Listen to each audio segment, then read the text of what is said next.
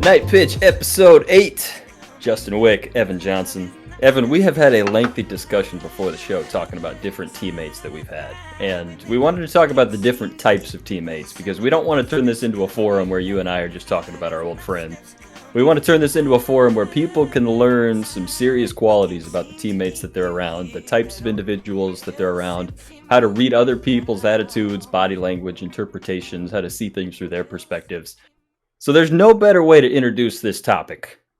We were talking about if you had to pick 3 teammates of yours that you could survive in the wilderness with. And then we started rattling off all the country boys that we've played with. And we're going, well, that's kind of exclusive to their realm. And then we said we didn't know if this was appropriate for the show, but if you had to rob a bank with 3 teammates of yours, who would the 3 be that you would select? So this is going to be a lengthy chat, and it's going to involve names of people that we have, of course, played with. And our goal is to keep this kind of universal just to describe the qualities so people kind of insert themselves into this discussion and see who they would pick. But we'll start with the wilderness discussion. If you had to pick 3 teammates, past, present, that you have played with, that you would want to survive, let's just say 7 days in the middle of just some weird forest, what are the qualities of those 3 people? And if you want to drop some names in there, you're more than welcome to. I'm going to say my first pick would definitely be Stephen Kulik. Absolutely. That guy grew up on a ranch. He has a lot of knowledge about those kinds of things. Now, just to be clear, I wouldn't pick myself. I feel like I'm pretty resourceful, and I feel like I'm pretty aware of what's going on. And I could maybe help in discussions about, what decisions to make, but I probably wouldn't be the best in terms of wilderness knowledge on how to do things. But I know for a fact that Stephen Kulik would have some of the best of anybody I've played with in being able to live out in those, in the wild. I don't know. How about you? It's interesting because I've interpreted this more in the social side of things of, if you're going to be stuck in the forest for 7 days, who is it that you feel like you could actually interact with and get along with? Well, Stephen Kulik covers that base for sure. Yeah, that's true. And I'm not trying to suggest that there's anybody that I would avoid because of that, but I think from the sheer expertise, there's a teammate of mine. I played summer ball with him. He's actually with the Savannah Party Animals, not the Bananas, but currently with the Party Animals. His name is Garrett Delano. He played at Brown University. He's an Ivy League kid. I don't know how to describe how wild this kid actually is. Like, he's an Ivy League graduate, and he wears a cowboy hat and short shorts to pitch for the Savannah Party Animals now. And he goes and hunts all the time. Like, this is just, I look at the dynamic of not only does he have the intellectual capabilities, but he's got the persona to be able to know how to adapt and think on the fly. Some of the most unreal street smarts of somebody that I have seen, and his conversation ability of just how he could take over an entire clubhouse just to have them listening to every word that he says. I think that it would be interesting to build a team around him, and I think this is kind of the interesting social dynamic because the underrated element of this discussion is you want to pick the 3 most competent people that you can think of, but you also want to curate this down to who are the 3 people that you think could mesh together and really make it happen?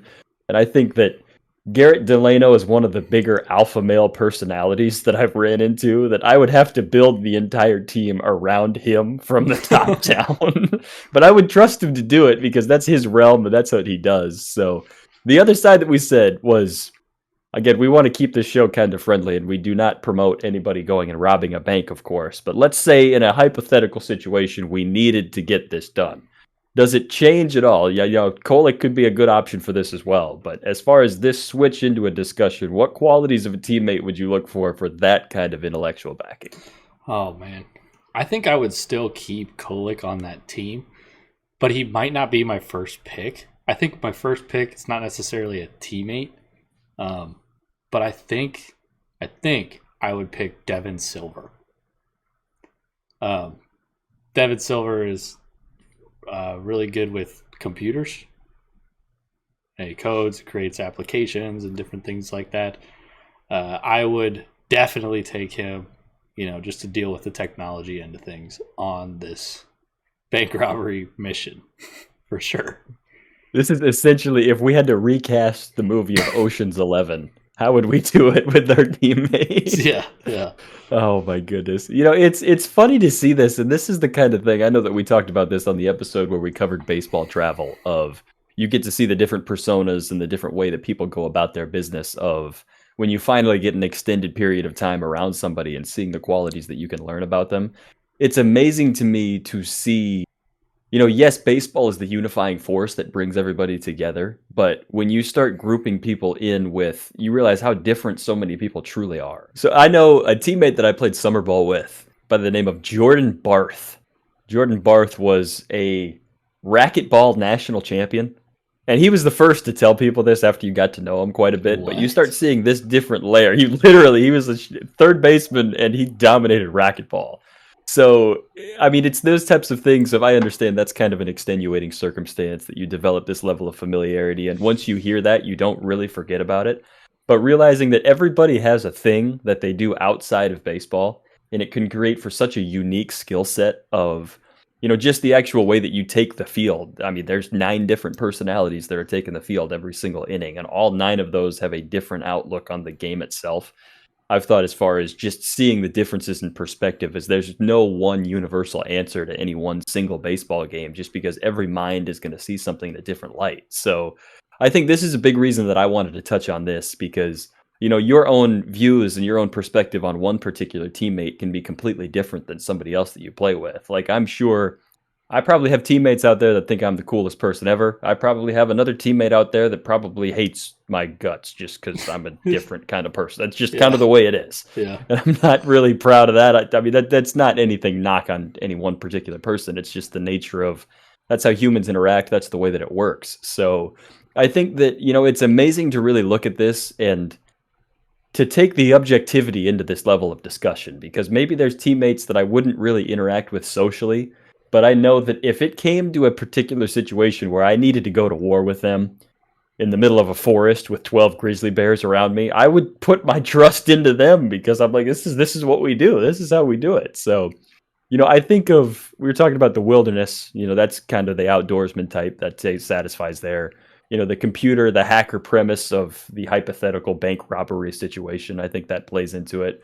I'm trying to think of other good alternatives. Like if you had to land a plane in an emergency landing and you needed somebody to take over, or I mean, that's, I guess, another computer guy, but like the hands-on types of skills, I think of like people with good grounds experience that can just take over a grounds crew operation without missing a beat. Those are some other good ones to have. But I'm trying to think of other good situations that would come to mind of just if you had to throw a teammate in there, what would they be successful with? You could think of teammates that you would take into other sports with you. Like if you had to play like 5-on-5, basketball, right? Or, a lot of times there's a hypothetical that goes around with, and this is funny. We were in Everett and we were watching the high school football game. And we were sitting up on the balcony because the balcony of the locker room kind of overlooks the football field, which is kind of a weird setup that the locker room's up high. But if you've ever been there, that's what it looks like. And we're watching the football game, the high school game, and I was like, if we put together an offense and a defense from the Aqua Sox, do you think we could beat them? And we're going through, we're talking about, all right, who's our center, who's our quarterback, who's our slot guys. That's pretty good. That's not bad. Who's a linebacker, like all that kind of stuff. And that was fun to go over because, some people would automatically apply for roles. Like, I'm playing linebacker or I'm a quarterback. And everybody's going, I don't know. So that's fun because you know them so well at that point where you could, it's fun to come up with those hypotheticals, give people credit where credit's due based off of the kind of person that they are. I feel like that's the prime bust discussion because you already know what your roster is, but instantly you can pass it around and you can start formulating an idea. But I mean, it's funny when some people get hostile about it. Like if somebody said I was going to be the punter, I'd just be like, oh, you don't trust me in any other position? This is where so like, I mean, it's funny to really put this in. And I mean, it highlights a quality of everybody in some capacity is going to be the top selection in any particular field. Like I think of if I had to create a band, I know who would be at the top of the list. That doesn't mean they're going to be the quarterback on the hypothetical football team. Right. I can remember as far as like the outliers of, what is it if it's personality or if it's physicality of who are the ones that stand out. And you talked about if you had to field a basketball team. There was a summer ball team that I was on that we had one guy that was 6'11, we had another guy that was 6'10, and both of them were pitchers. And we would enlist them. We had like a pregame show that we took on the road with us, and there was a sponsored backdrop that we had to record. We had our broadcaster, we had the feature player, and then we would take Velcro. The announcer would do this. He would set up the backdrop every game. Well, there were a couple games where it just wouldn't stick to whatever surface, so we would enlist the 6'10 and the 6'11 guy to hold it up as high as they could, pull it tight. So if you looked at this, there's four people doing that, well, the five with the camera person, and you see this huge operation going on. But to see the level of cohesiveness there, like to recognize that was where the discussion started with us. If we had to field the basketball team, and then we're going, if we actually competed within our baseball league of how the basketball teams would throw down. But I think that's part of the fun, especially as you progress into higher levels, is because the actual personalities of so many people are different just because of the differences in upbringing. And, in college, you're going to have players from all across the country likely converging. In the professional ranks, I think that, in many respects, it's a little bit more diverse than what you're going to see in college ball as well, as to where the perspectives even get more kind of global in that sense. So, I think that's always the exciting way to go about it. And I think that, I we started this discussion talking about we weren't going to pick each other, and you said you wouldn't pick yourself in the wilderness. No. I don't want to sound like a cop out on this. I would pick you just because of like the self-awareness component of you would be able to pick up on things and you'd be able to adapt to the situation. So I think about the highest compliment that you could give somebody. Yes, I'm giving this to you in a sense, but I'm kind of encouraging anybody tuning in to think about those people in your life that you would really see this as.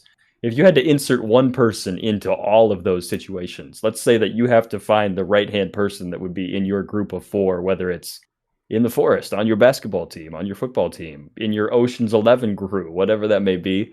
I think that it's a fun way to look at this. And, it's something that, especially for younger players, if you go into this with the awareness of, I'm making lifelong relationships with these people that I am progressing with, I think that when you actively think about this in real time, it kind of creates a superhuman advantage of you're not just enhancing yourself as a player, but you're developing these reputations, these skill sets, this awareness into, the admirable qualities of the people that you think are the most revered in life. And I think that's really cool. Yeah, everybody has, something about them that makes them special or different in, a bunch of different ways. And when you have discussions like that, which they're not super serious, I guess, but you kind of get to give people an idea of how you view them and what kind of value they bring to the table and what kind of value they bring into the world. And the more you recognize that in your teammates, the more you're going to be able to build good relationships with them and, continue to build upon those after baseball's over as you get into the real world. And that's kind of where the social aspect of teammates comes into play outside of baseball and actually being a cohesive unit that, try to win games and, pick each other up and all of those good things. I think the other layer of this discussion, and this is something we certainly didn't want to open with this, but I think the other fun way of talking about this is the people that you wouldn't. If you had to pick the three people that you would not want to go into the forest with. And sometimes this is an endearing thing. Like, you'll have these discussions on the bus and, you'll say, oh, this guy for sure. And people will start laughing about it. And they might even agree with you going, yeah, I wouldn't even pick myself. Like, I think that's kind of the fun way of this is because, especially when you realize that you might not be upsetting somebody, but they might actually get a good laugh about that. I think that's, again, read people and you don't want to upset anybody and you don't want to draw anything up that would be too terrible in that capacity. But I think that that's always something when you realize how the door can kind of swing both ways in those level of topics. And it doesn't mean that it's a level of inadequacy, but I think that it really enhances the fact of when you see what these differences are and you see how you can improve yourself, even if maybe you're not going to have the matching skill set, but at least you're going to have the awareness of what goes into this. So, I can recall, not to fork too far off of this, but I was thinking about like major teachers or coaches that I have. If I go back into my high school career and I think about the most memorable teachers that I had, It wasn't so much about the content that was being presented or the coursework that was being assigned. I remember my opinion on those teachers was entirely formulated based on how passionate they were about what they were teaching. And those are the ones that come to mind. I mean, if I had to name off 5 teachers from my high school, the first 5 of them are going to be the ones that were the most passionate about what they would teach. And they were the most passionate about telling others about those types of things. So I say that to tie into what the baseball discussion shapes into of I'll be honest, I don't really care about hunting or fishing or any of those kind of things. Not that I mean everybody's got a place for it, but I think about, teammates that's what they love to do. Like if we have a day off, they're grabbing a fishing pole and they're going down to a lake and doing this.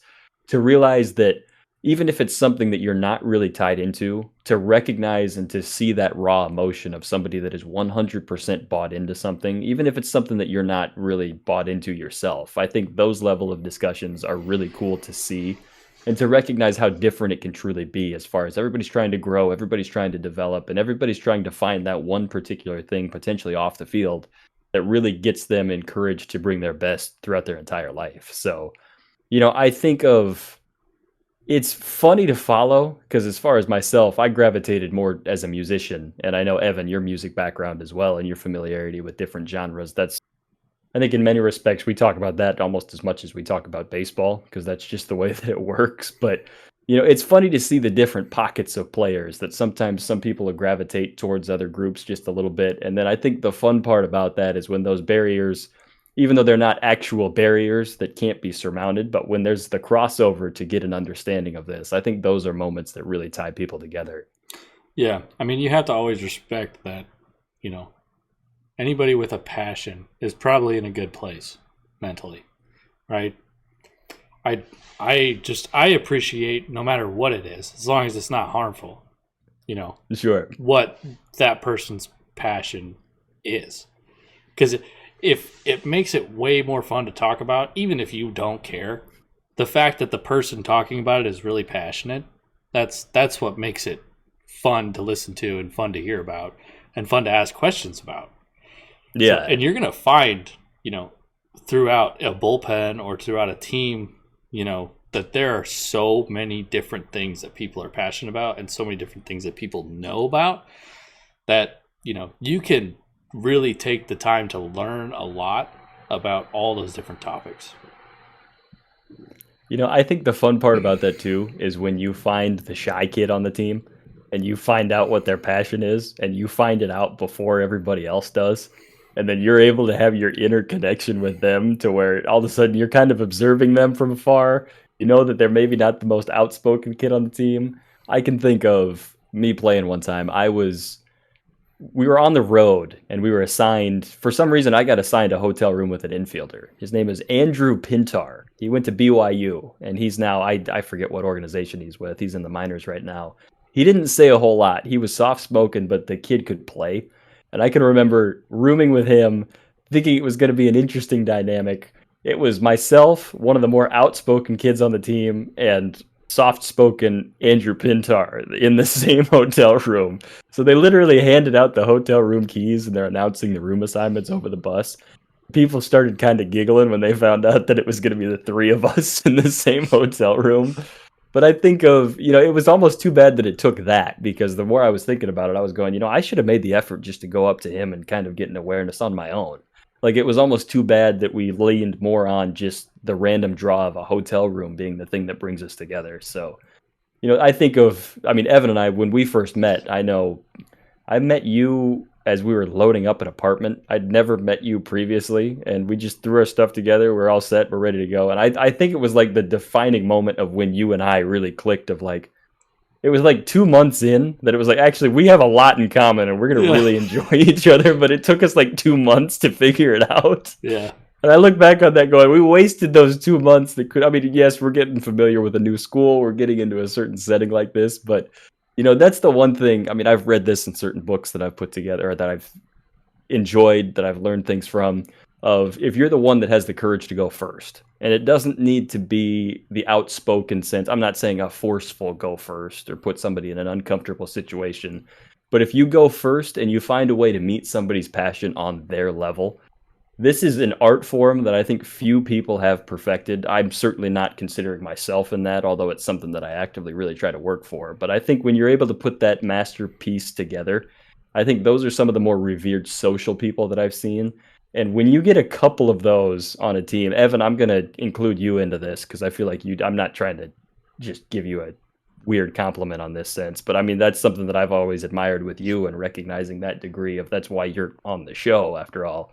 But when you get a group of people together that have that level of awareness of knowing how to meet other people's passions on their levels, I think that a lot of the most tight knit teams that I've ever been a participant on are the teams that have multiple people just like that encourage the others to bring out what it is that they're passionate about.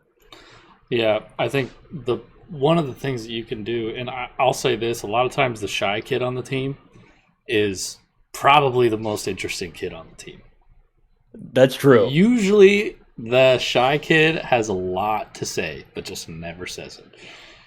They have a lot they're thinking about, but they just never say it. And one of the ways that you can get people to kind of break out of their shell, if you have somebody on your team who's a little bit more quiet, is to be interested in who they are and what they like. Because if you show interest in what they like and what they're passionate about, then they're going to feel interesting, like they have stuff to share that is interesting. If they tell you something and you don't care, then they're not going to want to share any more information. Of course, So, yeah. it's pretty, it's I think a good opportunity for if you do have somebody on your team like that who's pretty shy, make, even if you're not interested in the topic, you will be once you communicate to them. Even if you have to say, even if you don't think it's interesting, if you just communicate to them that you think it's interesting with your body language and with the words that you say, they will break out of their shell really fast because they'll start to love who they are and know that they're accepted by you and the people around you. I think that's fun too because I think of, the kind of things that I'm about myself. I mean, I'm not trying to talk about my own personal things that I enjoy, but I play the trumpet and the piano, which is really kind of obscure and you don't really see a whole lot of that in the baseball world. And I can think of the teammates that have shown like a vested interest of I might have a pair of headphones in or like I will subconsciously move my three fingers on trumpet valves while I'm playing along with something just sitting on a bus ride, like not even thinking about it. That'll just happen. I had a teammate of mine that noticed that about me one time. And I couldn't he's saying, "Why do you always move those three fingers on your knee?" And he said this to me, and I remember I lit up about it because I didn't even know I was doing it at the time, and that it hit me of he actually has seen me do this on multiple bus rides now. Now he has a curiosity about this, and I told him about it. He was thrilled. He thought it was one of the more incredible things of just there was actually a reason behind I was doing that, and that was, I mean, I think as far as picking a teammate up or kind of filling their tank on making sure that they feel encouraged and they're a valued product of the team. This is irrespective of playing time too. And I think that this is a really huge thing of it's easy if that player is the shy player and they're playing really well, they're going to naturally kind of get the attention, but that they're probably doing fine because their product on the field is speaking for itself and they haven't seen any significant changes in their body language. But I think another cool layer of this is if you notice a player that isn't exactly playing well, you can tastefully find a way to kind of let them open up to you in the middle of a hitting slump, or let's say that they're not having the best pitching command. I think that the next step in this progression is evaluating the performance of your teammates, seeing who might need a little bit of an extra pickup at this point in time, and then showing that level of interest into their passions, into whatever it is that they have. So I can think of some of the times that I've been struggling as a player that people have met me on that level, and those are moments that were really good moments that really shaped my career, and I didn't even really recognize it at that point in time. So I think that's the joy of, being around people that have good high baseball feel. I think that's always overused, and I think because of it, there's different layers and there's different types of baseball feel that some people are really good. I think of it more not so much on a yes or no, you have it, but different tendencies of somebody might have this really good feel, somebody might have a feel in a different capacity. So there's a lot of layers to this. And I think that, when you find somebody that is more of an all-encompassing, like the five-tool players of baseball feel, I think those are the ones that you really cling to. And I think those are the ones that eventually they're the ones getting the invite to your wedding. They're the ones that you're always going to cling to for the rest of your life. And they're the ones that you're going to make a show with, dude. Here we go. That's right. I don't think I have that high feel, though. I mean, I know you do for certain. I think you have a tremendous amount of feel. I'm flattered, man. All right, hang on. I backed into this. I led this in to compliment you. All right, hey, hang on. Here's my thought process on this. I was leading this in going, yeah, Evan's one of those guys. And then I was like, well, he agreed to also be on the show. So I don't want him to think that I'm forcing you to say the same thing about me. So I kind of froze for a minute because I was like, wait a minute. I don't want him to... I'm doing this to lift him up. Well, wait, that's going to force him to lift me up too. I put myself in that situation before I even got there, and that was me freezing socially.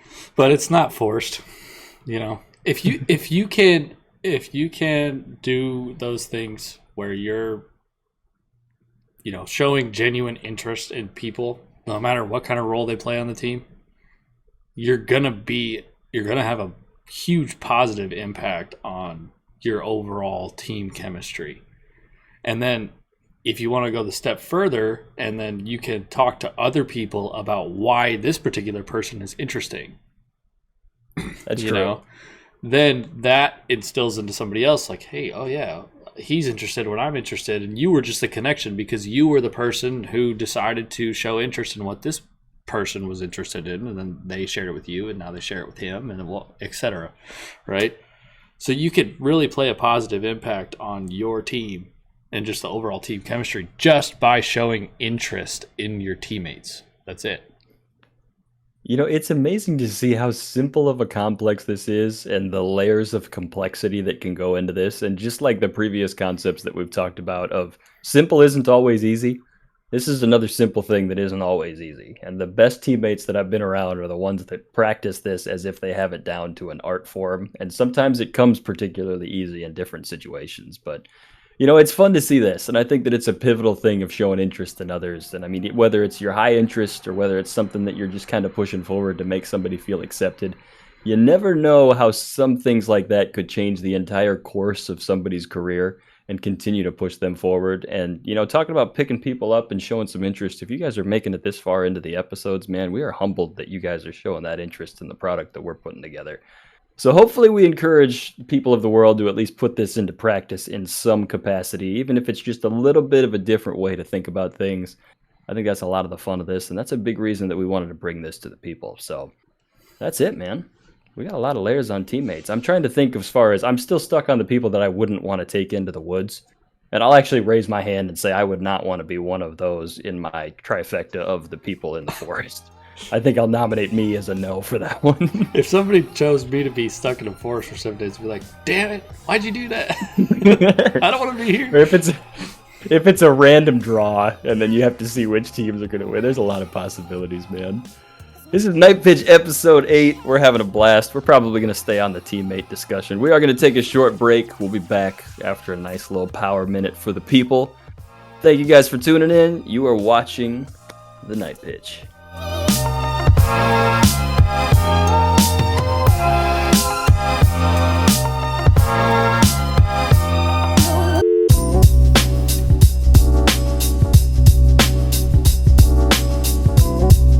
Hello friends. ERA is context dependent. This means that it can significantly change just based on the order that outcomes happen. Here we have 1 inning for a pitcher recording a single, home run, walk, strikeout, and 2 groundouts. If damage is front-loaded, 3 earned runs can score. If damage is rearranged, this could allow just 1 earned run. Keep in mind, from the at-bat level, these innings are identical. The only thing that changes is the order things happen. This shows that ERA depends on extra context. Some stats are not context dependent. FIP remains the same no matter the order of outcomes. Here we've got a pitcher recording 2 flyouts, 2 hits, and a strikeout. The order on the left might score a run, the one on the right may not. Again, same outcomes, just rearranged. Every average remains consistent except ERA. ERA is kind of like eating your dessert before dinner. It might cost you some immediate reputation, but in the long run, it's all going to the same place. Stats like FIP, xERA, and xFIP will evaluate pitchers on a per at-bat level. ERA is an important number, but it just tells a different story than some other stats. Welcome back, my friends. We talked this first half of the episode about the teammates that we've had. Of course, it's not a complete discussion unless we share the other pivotal people of a roster, and that is the coaching staffs. And I think the reason that we want to bring this up is because you hear coaches talk about players and the ideal personas, the ideal personality traits that a coach is looking for in a very coachable player. And I think that there's not many conversations that exist in a public forum like this of players talking about coaches in a different sense. So I think of the qualities that I think of the most uplifting coaches that I've had are generally the ones that I've enjoyed playing for the most. And it's the ones that encourage you to believe in yourself. And at the same time, you're still able to manage for wins when you're able to encourage your players to be the best forms of themselves. And that's not a mutually exclusive discussion. I think that there's a lot that ties into this. So, Evan, as far as your career, of course, you've ranged from a little leaguer now to a professional player. I know that there are some universal qualities that go into the best coaches that people play for, but I want to touch on how those qualities progress over the length of a career, starting from when you began to where you eventually are now. Are there mainly universal qualities that apply to all coaches, or are there some things that get more refined or more developed in an ideal coach as you evaluate progressing towards the professional level? I've been lucky to have a lot of really, really good coaches. And a lot of the more memorable coaches that I've have had really high standards for their players.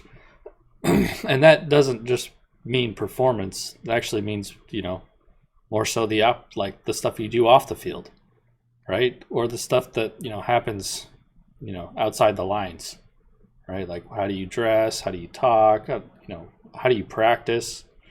And I guess that has been, for me, what a quality that a coach has that really sticks with me is if they have really high standards like that. Also, I always liked it when coaches, got after me a little bit. When they kind of like got under my skin and like really started yelling at me. I always kind of liked that. And it's funny because you go into the minor leagues and you're so used to that sort of thing. And it's not really how that works. It's more so a conversation with a lot of honesty, right? And it's less rah-rah-ish. And I remember I have a story where I was pitching in my first professional game, or maybe it was one of my first professional games. I don't know. It was somewhere at the very beginning where I didn't really have a lot of feel for what was going on yet. And I came out of the game and it was kind of a long inning. It wasn't too bad. But I sat down on the bench in the dugout, as pitchers do between innings. And my pitching coach came over and said, "Hey, are you good, or do we need to get somebody rolling in the pen?" And my, just from recent conversations and recent stuff in college, I looked at him and I was like, "Yeah, I'm good. I'm fine. Like, you don't need to get me rolling. I'm good." Like, almost as if he was like challenging me to like continue going. And he looked at me and he's like, "No, like it's fine if you want to be done. I'm just asking you just so I can know if I need to get somebody going in the pen." He's like, "It's okay if you don't, like, if you're not good." And then I kind of sat there. I looked, it's like, "Oh, okay." Then I kind of thought about it, like, dang, I just sounded kind of like a moron there, but that's all right. You're conditioned to say that, though. Like, as a college player, that's just natural what you do. Yeah, but I just didn't. I guess then I realized, like, oh, okay, there's a lot of honesty here, and if I'm not feeling good or if I don't feel like my stuff is there, like, it's okay to say, like, "Hey, I don't feel like I'm there right now, or I'm feeling sore or whatever." Whereas in college it was, white knuckle it, and when somebody asked you that question, it was more so motivational than it was actually trying to grab information. And that was a big perspective shift for me, and it almost kind of made me view my coaches as less of my, boss or like a parent, and more of like a coworker. Like, okay, I can bounce information off of them and be completely honest. And actually, I get more out of this interaction because I can do that. Right? I don't have to, play it tough. I don't have to do that if I don't want to. And that's where I realized, oh, this is actually a lot more productive because I can learn more and I can communicate better because there aren't these boundaries that you usually get in college, Yeah. There isn't that hypothetical wall that exists of you need to be a warrior and you need to put yourself into those positions. I think that's interesting. And go ahead. Now I will say I don't want to knock the college way of doing it because that's extremely productive for younger players. I just want to say that was a good thing for me to have in college. I don't want to say that was a bad thing. I really, really appreciated in college when coaches were very, very tough on me, because I kind of liked that sort of motivation. So I'm not saying it's a bad thing. I'm just saying it changes. I just had to add that. I think that's a good point of putting it together. And I think that just the natural construction of how baseball is played, this is something that I don't think many people have an awareness with if they haven't coached or played at these levels. But in the professional ranks, you have a fluid roster that can change at any time. And, it's a set number of players, anywhere 26 to 32-ish, that, these players are coming and going. If you get injured, you'll go back to the complex to rehab and somebody else will take your place. And you're playing essentially every day. I mean, yes, you have the Monday off day, but 6 out of 7 days you're on the field playing a game. And in a college setting, let's just take the NCAA standard of 56 games. You start in the middle of February, you go through the end of May for regular season play. And it's not uncommon. You'll play 3 games a week, maybe 4, an occasional 5 games a week. But, the point being, when you're spreading 56 games across mid-February to late May, that's a long span of time with very few games in the baseball sense. I know somebody not exactly familiar with baseball will say, 56 games, that's a lot. Well, with a 36-man roster and with 2 or 3 or maybe sometimes 4 days without a game a week, that playing time suddenly becomes a lot more scarce. And it's very difficult as a player to develop a rhythm if you're not getting the playing time to begin with. So this is, I think a big reason you'll see SEC schools on a Tuesday night rolling out, their essential JV or C team pitching staff that they would. It's to give them the rhythm and to give them the reps that they need. So I know that's kind of a different discussion, but I think of, that's really feeds into the discussion on the coachability of just the natural construction of the way the college game is set up, with playing time being so scarce with such big rosters that can't change. It's not like there's a minor league system to call up from at the Division I ranks. You're either at the school or you're not at the school. So it's amazing to see how the coaching demeanor really takes the shape of the league or the level that it's actually being coached at. So I think that's, for myself, I think of what I had as a player. I was generally very hard on myself. And you mentioned you kind of liked when coaches would get on you a little bit. I can remember if a coach was getting on me, oftentimes it wasn't that I couldn't take it. And I mean, I feel like I had the thick enough skin to be able to adapt to it. And I needed some severe thick skin at times, just because that's kind of the way it goes. It's not that I did anything wrong. It's just the way that it works.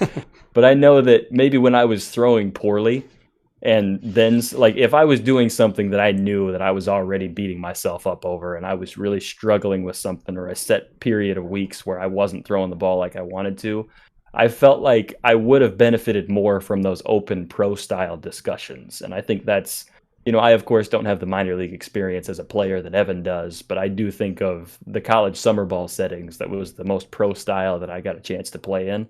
I think that I got more out of those open discussions that were more kind of as an associate type of discussion, as opposed to what could sometimes feel, at least in my mind, as more of a dictator type of discussion. So, I also think of this of having the maturity of knowing how to translate it. And it's almost as if there's different types of languages. I don't mean to put college coaches and pro coaches into a box, but realizing that in many respects, the message a lot of the time is the same. Just, they're having different ways of saying it based on the levels that they're at. So I'm curious to hear your kind of ideas on this, of the actual content and the actual meaning behind. Is it always kind of a universal way of them going about it with the actual content? And is the only difference really just the way that is presented? I mean, usually, yeah. I think that there's a reason that lower level play has that kind of coaching, and then higher level play has the other kind, right? You've proven you can make it this. You've proven that you can do it. You've made it this far, right? So you have a little bit more freedom with how you want to go about your business and the work you want to do. But when I was in junior college, I had a coach who was an amazing coach, and he was very stern with players all the time during practice, right? But that is what those players needed, because they were almost immature enough to not be able to handle that kind of freedom, right? They were immature to the point where they couldn't handle the freedom that would bring, right? But now, as you as you get into professional baseball, it's your career, right? So the pitching coach or the head coach or the manager, I guess, or the hitting coach is not going to go through a bunch of extra steps to try to motivate you or discipline you because it's your job to do that, right? Whereas in college, they need that a little bit to kind of get them going and find the right path that they want to be on, because you're still learning how to be a functioning adult.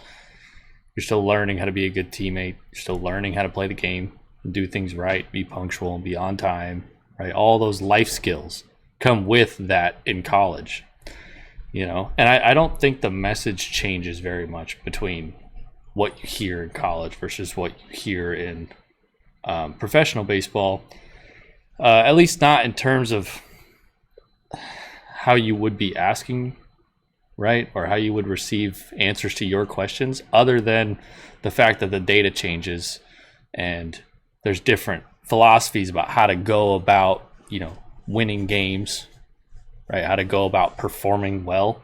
That changes. But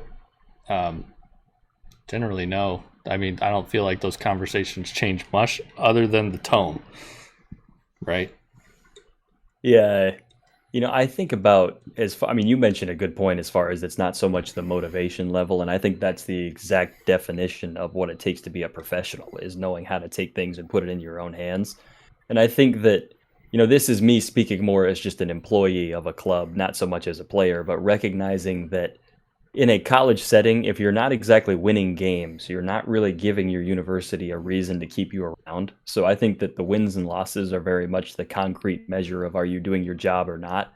And I think within the professional ranks of, I'm not trying to speak too much on organizational structure with this, but knowing that all the way up through the minor leagues, there's different systems that are in place. Sometimes, there's an organizational masterpiece of, you're trying to figure out, how can we showcase this player to develop their best skills and to keep them moving up to where, you're managing for a win at the big leagues, but in the minor leagues, it's going to be a little bit of a different construction. And I think that when wins and losses are the way to evaluate college coaches, and you realize that it's a different layer on how you evaluate minor league coaches in a different capacity. Maybe there's going to be one particular year where you have kind of a depleted farm system. You've got your big league roster that's trading away a lot of assets to try to win right now.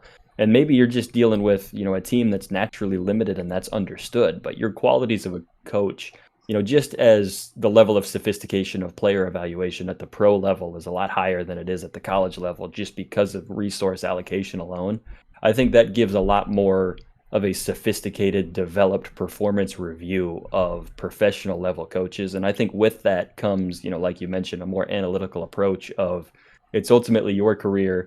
It's my job to give you this information, but I'm going to be evaluated more on how well do I give you that information, as opposed to how well do we beat our opponents on the other side of things. So I know that's not that simple. I mean, there's a lot more complexity that actually goes into this discussion, but I think part of the reason, like you mentioned, if you're a professional, you don't need somebody to motivate you. You don't need somebody to tell those life skills. But the other side of this is, the humanity that goes into this. And this was the layer I think this was the way the discussion was supposed to go in the first place. But talking about, the persona and the personality of, do you feel like some of the better coaches are the ones that you've related to on a human level, about being able to speak to them as just a natural person? Or do you feel like sometimes the coaches that bring the best out of you are the ones that you can kind of detach from reality and strictly focus on baseball? Is it the hyper-focused coaches toward the game, or the people that are more fixated towards you as a person that sometimes bring the best results out?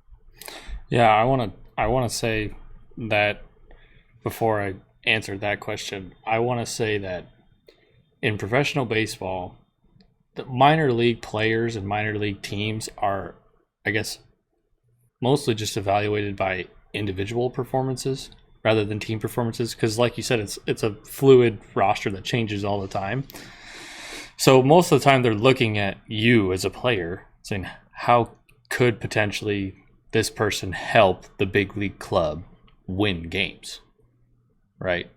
Not necessarily like, okay, how many games has our A-ball team won this year, right? So the coaches in that scenario are more so trying to get, and college coaches do this too, but their main goal is to get the most out of, you know, every particular player. And a lot of times they're evaluated too by the players and how the players feel about that particular coach and how well they feel, you know, that coach helped them, you know, find the best version of themselves. And like other bunch of orgs have a bunch of different strategies, but I would assume that most organizations go with this kind of human strategy, right? Where you're kind of trying to get the most out of every individual. So with that being said, I think, you know, some of the best coaches that I've had that I felt like their traits were really productive in terms of my success. I felt that those are the coaches who listened the best. Felt like the coaches who listened the best were the coaches who had helped me the most, right? They did more listening and less talking. That was something that a key element, and because you have to put yourself in the player's shoes for a minute to really understand how they're going to think about things and how they're approaching the game, and then you can provide insight on, you know, about their perspective of the game. Right. That doesn't mean like you would be a good coach if you'd never said anything and you just listened all the time. Right. There needs to be some discipline there.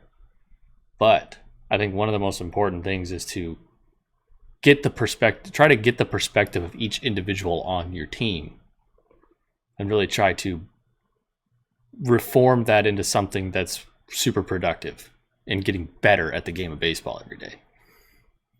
Yeah, you know, I think that's funny you mentioned that as far as the way that people are trusted with authority. Of when it's somebody that really has the first opportunity to lead others as an authoritative figure, that can be a very dangerous position to be in. And I think of, you know, exactly along the same parallels of what you're saying, being able to listen as such a key strategy, not only for a player, but when you realize that the best coaches are the ones that personify that the most. I know the thing that irked me the most was if I was a player and I had a question and I didn't know how I was supposed to do something, or if I wanted something clarified just to have a better understanding of, you know, what do you mean? I can recall having coaches in the past that would either embrace that and were excited that I really wanted to develop my knowledge on what they were telling me. I've had other coaches that were unbelievably pissed off at me because they felt like I was questioning them. And it was those coaches that I really started to question their competency as a coach, just because they gave me no reason to believe that they had the competency that they were otherwise qualified for.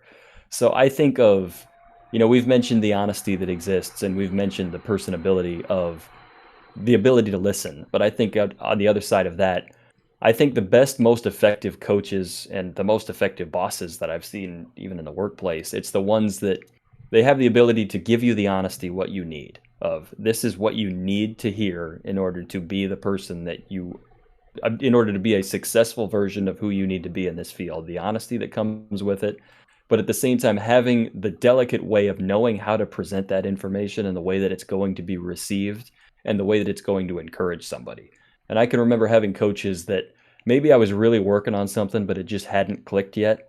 And they told me that I was doing a great job about it. I wasn't there yet, but they say, keep doing what you're doing. It's good. Like, I mean, they would tell me this and I would start feeling better about this. And then all of a sudden, now that I feel this predisposition that I'm actually improving and it's working, it was continually improving over time just because I had that positive reinforcement. So I think that's something that I always kind of struggled with.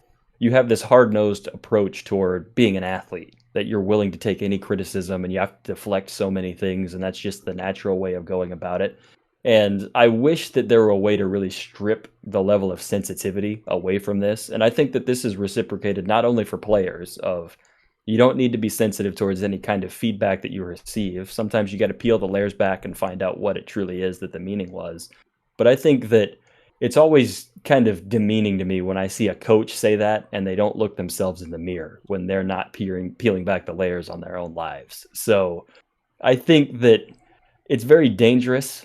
I'm sure that, you know, this is something that it's scary to think that some people are trusted with coaching just because of the vulnerability that can really be taken advantage of and really cost somebody's love of the game with this. But I would say those are the two qualities. If I had to kind of sum it up, it would be the ability to be unbelievably honest and it would, on the other hand, the ability to find a way to uplift players no matter what that honesty might be. And I can recall discussions at the end of my career where I knew that I was going to be done. And I still had coaches. I still remember these conversations like none other of there was still a way of people making me feel uplifted. And I think that's honestly the reason that I've stayed in the game of baseball. And that's the influence that a really good coach can have. So I don't mean to hog the spotlight on this because chances are people want to hear the coaching expertise from the guy that's still in the trenches tossing the ball himself right now.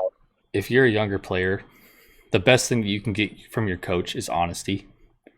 And if he tells you to do something, but he won't tell you why, you probably shouldn't do it. Right? If he doesn't have the will to be honest with you about where you're at and the stuff you need to do to get to where you want to go, then you probably shouldn't do it. Now, if he's honest and tells you exactly where you're at, so yeah, this isn't good enough right now, then you know he's not lying to you. You know you need to do something else. I think it's interesting of when that honesty and that trustworthiness is reciprocated for every player on a team. And I think that there are very few coaches out there that have that same level of giving everybody that level of treatment that they feel like they otherwise deserve. And I think that, we mentioned this about the best teammates that we have, of the ability to really analyze the multiple perspectives of a lot of people in the room.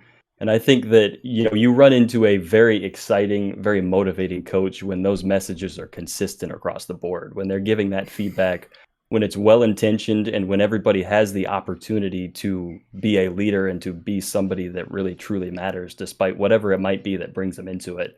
And I think that in the college setting, there's a degree of responsibility of if you bring somebody into your organization, you owe them that sanctity of, staying true to the scholarship opportunities that you put together, or staying true to the natural commitments that come with being part of a team. And I think of, when you get into the professional ranks, it starts to be more on you. It starts to be kind of the deflection towards, it's a reflection on your career, and you're able to take a whole lot more of that accountability there.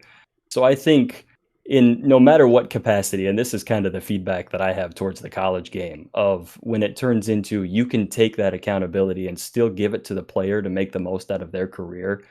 But ultimately, when it comes time to what do you say when you reciprocate what the player gives to you? What are you giving to the player? Even if it's something that they just need a reshape, they need a restructure, or they need something to just simply cling on to because maybe the playing time is scarce at that point in time. But how do you continue to encourage that player to keep pushing forward? And what do you do to show them that not only they have a reason to trust you, but you have a reason to trust them as well? So there's a lot of layers that go into this. And I know that the interpretations, there are some players that will speak very highly on certain coaches, while other players on a certain team won't speak particularly highly as well. But that doesn't fundamentally make the universal premise of what was happening wrong. And I think that, we're all kidding ourselves to look ourselves in the mirror and think that we've had a perfect practice on how we're going about how we handle this exact moment.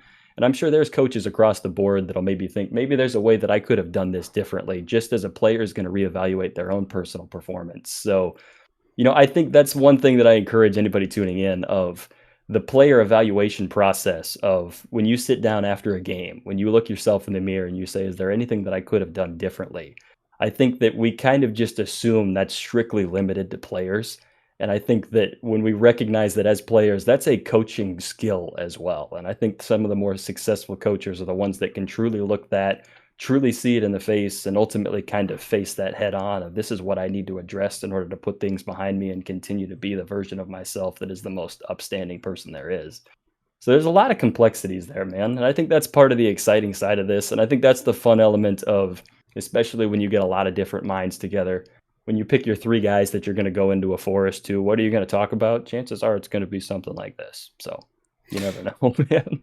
Well, I would like to say, something we had talked about earlier, it just makes me so mad, like down to the core when I hear this kind of thing happen.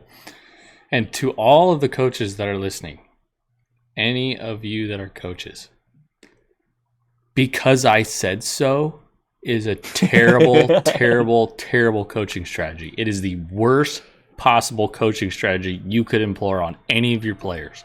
And if you do that, you are not cultivating a good relationship with your players, and you're not going to get the best out of them because they're not going to believe in you, and that means they're not going to believe in themselves. If you can't if you can't put your ego down and tell a player why you're having them do something, then you shouldn't have them do that at all. That's all I got to say. That's good. Well, and giving people something to act upon too. Of if you're not so much the dictator, but I think the next step of this is seeing it of we mentioned the best coaches are the ones that have the ability to listen, and that's something that it's such a fundamentally easy thing to do. And I think that's something that, everybody can work on in some capacity. I think that's kind of the key element of baseball feel that we've said before. And I don't like that word all the time just because I don't think that many people know what the accurate definition of that is, but I can't believe how many of those boxes can be checked just by the ability to listen. And it sounds really juvenile. That's the thing that I hate about it, is it's such an elementary thing that you're told to do. But I think that, the skill set that really goes into that, I think those are the ones that ultimately see the highest progression throughout their career, of independent of just actual physical ability, that intellectual capability of being able to take that information, translate it, apply it into an interpersonal setting, however it might be. I'm using a lot of big words right there. I need to tone that down. But just to recognize the differences in layers and the differences in personalities. Everybody has another way that they like to really be spoken to. And, that's part of why you see personality tests in the big leagues. You see, people fill out questionnaires, and some of the big league questionnaires are some of the most obscure questions that you're really going to ever encounter. And that's just because there's different ways that people click. There's different ways that people go about their business. But, exactly along those realms, I think that the most effective coaches are the ones that are able to translate that in real time. And there's a lot of dangerous capabilities that can land in the win column when I think those are really well intentioned. And I think that the relationships that come out of there, ideally the upstanding coaches are the ones that you're going to want to model yourself after. And, if that trustworthiness is there, if you can look yourself in the mirror and say, this is somebody that I would want others to follow suit with, I think there's a lot of different ways to see it. But I think that the evaluation process for players, when you recognize that those same qualities can apply for coaches, there's a lot going on right there. Yeah. Just communicate with your players. Listen to them. If you don't have the effort, if you're too lazy to explain why you want a certain player to do something, or if you can't put your ego down for a second to really level with the player and be a person with him, then you probably shouldn't be in that role in the first place. Right? That's true. Because most of the benefit that the player is going to get out of coaching is a positive relationship with you where you can believe in each other. And I don't want to keep going on. I don't want to keep going on this but it just bugs me so bad. Like you said, like if you have a really good environment where everybody's lifting each other up and there's honesty, right? It's not mean, but if there's honesty and there's a good belief in each other, then you could win a lot of ball games. You could have a very, very special team. And you could have a team that still stays in touch for years after, that season is over. And that's what makes a team special. That's true. I think the good way of framing this I'll just my final thought here will just be kind of a rendition of what you just put together of, if a coach is threatened by questioning, that means they probably shouldn't be in the position that they're in the first place. Because if you're in an instructional capacity and you're concerned about when somebody asks you a question and you're more worried about protecting your image than you are actually clarifying what it is that you meant, it probably means that you're not really the qualified professor that you otherwise should be trusted with. You should be asking the same amount of questions to your player as your player asks to you. That's very true. And, I can think of, it's hard enough as a player. Sometimes you can get in your own way. And I think of some of the more effective coaches that I've had were just the ones that simply told me to trust what I needed to do. And I think that a big difference was when I was going into a game, I found so much peace in the sake of just find the comfort that we're looking for. And let's find a way, ultimately, when you call upon somebody to compete, how are they going to be at their ultimate best? And I think of, the prime example in culture right now is what Deion Sanders is doing. And I go back and I watch the video of him when Colorado football went and played TCU. And to see the way that locker room rallied upon Deion, I know this isn't a good example because they finished the year 5-7, but seeing what's being built right there and seeing that level of uplifting, I'm not saying that everybody needs to be Deion Sanders. I admit I was kind of a hater on that movement early on, but when I saw that video, And I realized that those were the more effective coaches that I had that made me so excited to take the field, even if it was game 70 of 89 or something like this. That level of encouragement. And I think that the other layer of this is being able to persist it for a long time. Of the game is unbelievably long. And one of the characteristics of a good team is that they have the ability to outlast other teams. And I think that really strong coaches are the ones that day after day portray that consistency into what they need to do to be successful. So a lot to unpack there. Evan, I feel bad. I just kind of I put my own twist on that, but I'll let you cap this off if you'd like. No, I thought that was perfect. I just value your players, coaches. Players value each other and value your coaches. Have conversations with each other. Be associates. Learn about the game together. Learn about each other together. Because that's what you're going to get the best results doing that. I know it. That's very true. Man, hopefully this expanded the audience of the good crew with the night pitch right here. We'll keep taking it to any progression that we possibly can. But my friends, whatever it is, hopefully that we're putting some good stuff into the world for you guys. If you've enjoyed what you've seen thus far, we've got the power minutes, we've got the extended cuts, we've got the long form episodes, and we're about to put the 9th episode into the airwaves here coming up tomorrow. Having an absolute blast, man. Thank you guys for tuning in and showing all of this support, consistently showing us some love. Make sure you check us out on the social channels. Make sure you find us, and we're always open for whatever conversation you need. Always be looking out. Hold accountable yourselves, just as you're holding accountable those people around you. And keep having a good time every single time that it's thrown your way. So we'll keep having a good time in here, as long as you guys say that you're keeping having a good time tuning in with us anyways. And even then, we'll probably keep recording them, because I'm just having a whole lot. So that's what we got, man. Evan, thank you for joining us again. Thanks, everybody. This has been episode 8 of The Night Pitch. He's Evan Johnson. I'm Justin Wick. We will see you guys next time.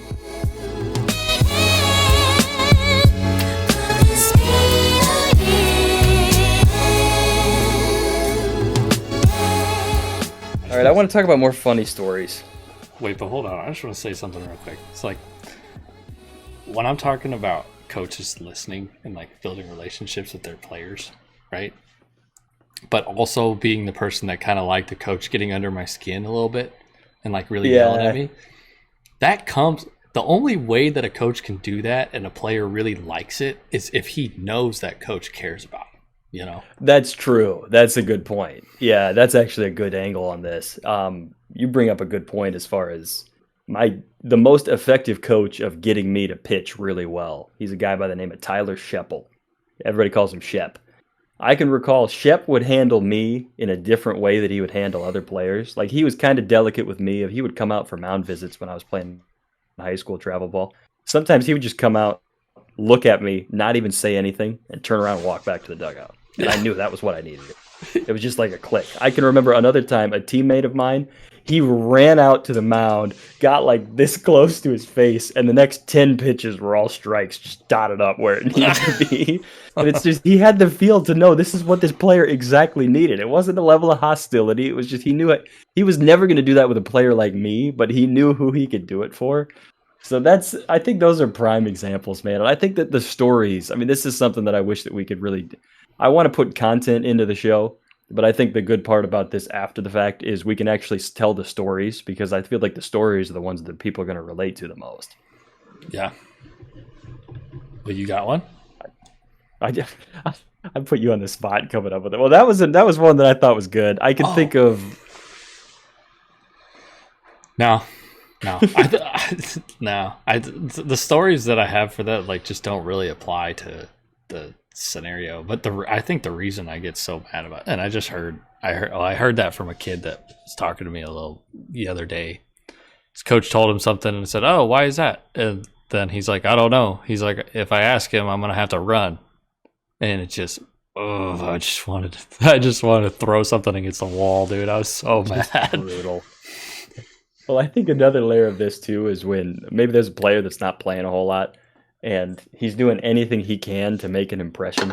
And sometimes that doesn't directly apply to what they need to do on the field. Like, I can remember when I was a freshman in high school, there was a junior that got named to the junior varsity team that he narrowly made it onto the team just because he was kind of a good kid. Well, our first day of like team practice, we cleaned up the field. There's snow and there's ice, and we're supposed to play in a week. We got to clean everything up. So this kid takes a hose and a puddle on the outfield, and we had like a hill that went beyond the left center field fence over there. So he starts siphoning with his mouth this entire puddle of dirty melted ice that just because I gotta do whatever it takes. I gotta see how it goes. But I think the other layer of this is like the crazy things that players will do to make an impression like this just because they're trying. I mean, I'm not trying to say that there's anything. I mean, that's kind of eyewash in a certain sense looking back on it. But, if you really want to play and you got to do it. It says something. You can sometimes see right through those. I know.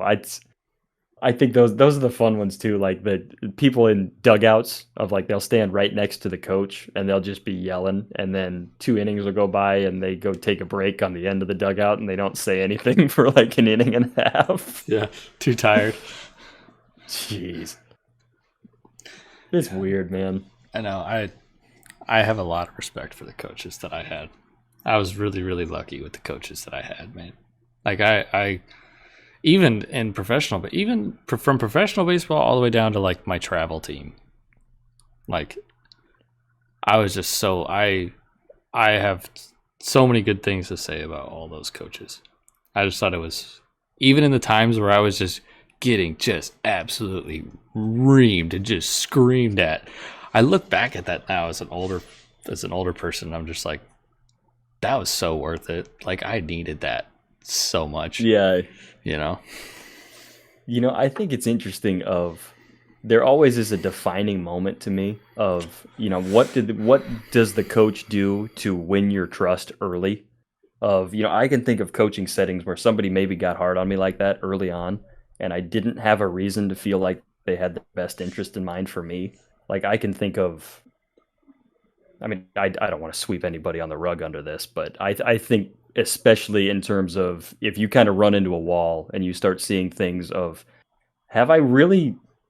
do I have a reason to believe that this coach is coming after, like, am I the scapegoat on this? Like, I mean, the only reason why, which is kind of a dangerous kind of predisposition, but I think the cool methods are when and I think the cool ones are the defining moments where the coach is like laughing with you and like you realize that they're an actual human. Yeah. And everybody has their own way of doing it, but I always think those are cool ways to see it. Yeah, that's for sure.